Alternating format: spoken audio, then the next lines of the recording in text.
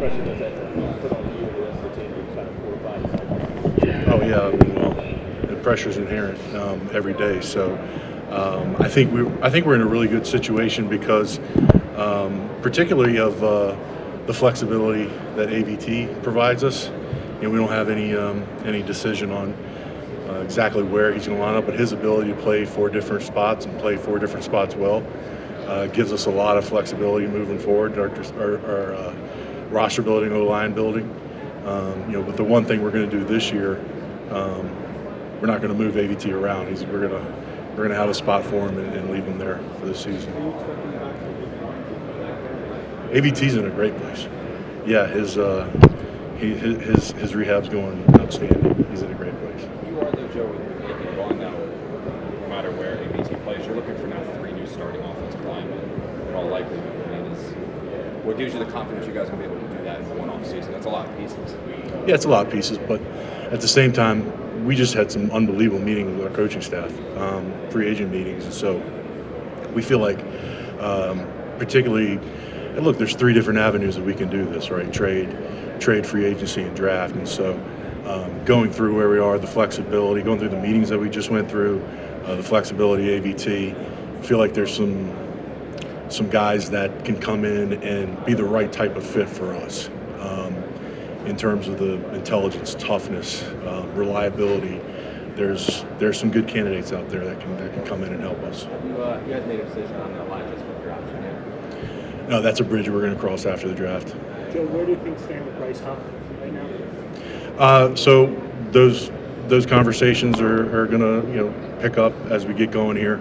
This is a big week, just to have a lot of different discussions with a lot of different agents. So obviously Bryce is an outstanding player, and he definitely deserves this opportunity to see where he is in the open market. Would you ever tag him, or is that number too high? The plan right now is not to tag, not to franchise tag Bryce. Is it safe to assume you're meeting with his representatives here? There's going to be productive conversations. I've had good conversations with Patrick recently. So. How was your reaction to some of the comments Mecole Hardman's had about the team and about the culture? Yeah, look, not to get into any specifics on what Mecole said. I'll just say, look, Mecole, we were excited to sign Mecole. He was excited to obviously join our team. In a situation, really, Xavier Gibson really came on for us this year, and he did an outstanding job for us. So ultimately made a decision to move on from Mecole.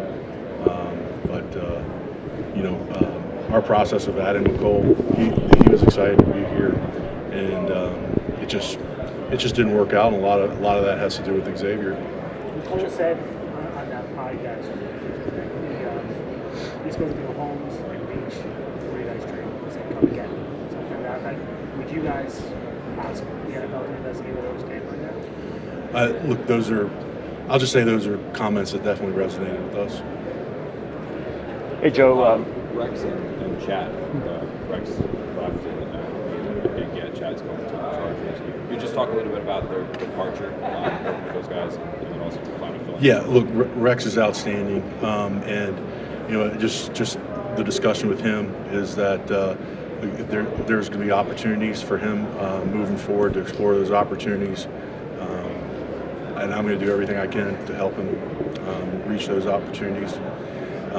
Chad had a very unique opportunity to go back with Joe Ortiz, who all 3 of us started together in Baltimore, and the opportunity for him to go and be the assistant general manager with LA is a unique and great opportunity for him, and hate to lose him, but we also have a lot of good talent evaluators and scouts, and it's a great opportunity for them moving forward. And again, we've had a good round of draft meetings, good free agency meetings, and so guys have certainly had to step up. And one thing in my time coming up in Baltimore, you always want to develop from within. So if guys get opportunities, you want to be able to groom the right people within the building instead of having to go outside the building we have a lot of good people in our building. It's a challenge for you to, I mean,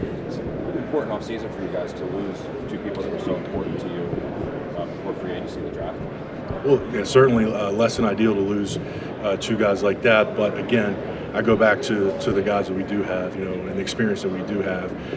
Guys like Phil Savage has been around a long time, since the original Cleveland days, and his experience. Former general manager John Carr, the director of college scouting, Jay Mandolese, John Siegel. We have an unbelievable group of college scouts and pro scouts headed up by Greg Nesbitt. So they've really stepped up. They've done a great job. So when you obviously said that you got a busy year, I know you have the same approach every year, but is it any different knowing everything is on the line for you guys this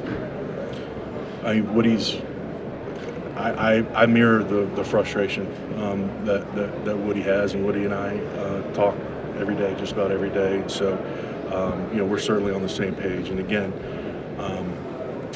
I like the position we're in. There's a lot of talent coming back to this team. We have to add more to it. We know exactly what we have to do moving forward. And the pressure is always intrinsic in this job whenever you walk in every day. But I can tell you that we're not stressed. We're prepared.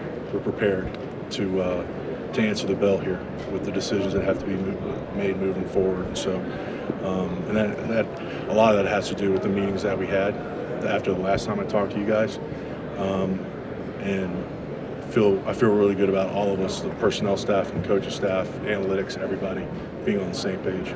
Hey Joe, Deion Dawkins from the Bills was going back to the season, even with Aaron, there was some criticism of kind of like you guys learning to win as a team, and then obviously Mecole echoed that the other day. So where do you think you guys are in terms of the culture, winning culture, and building that right now? We haven't won enough. I mean, that's obvious. But weirdly enough, I feel like the culture is in a really good place with the people that we have. We just have to go out and do it. It's time to win. Everybody knows it, so it's time to put our heads down, work, and win games. Joe, what's the plan at backup quarterback? Obviously, you went to Zach Wilson a year ago. Just kind of talk about that, just in case something were to happen to Aaron. Yeah, that's part of the discussions that we've had, and it's an area that we're going to be addressing moving forward. So again, we're still really early in the offseason, especially when it comes to the veteran backup landscape and market. We've had good meetings, good evaluations of the guys that are available. I think we're ready to take the next step and see where the market is exactly with these backup quarterbacks. So how does Robert not being the coaching staff, how does that affect things? It seems to be a new trend now. Coaches not coming. Yeah, well, we do have coaches here. Tony Hughes is here right now, and he's going to be at the running back workout. So, and we have more coaches coming for the workouts, and I guess you could label this as breaking news. So we had me and Robert. We talk all the time, and so had a good discussion recently.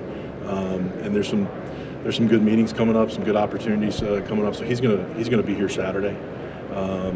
So he'll be here Saturday, Sunday. So.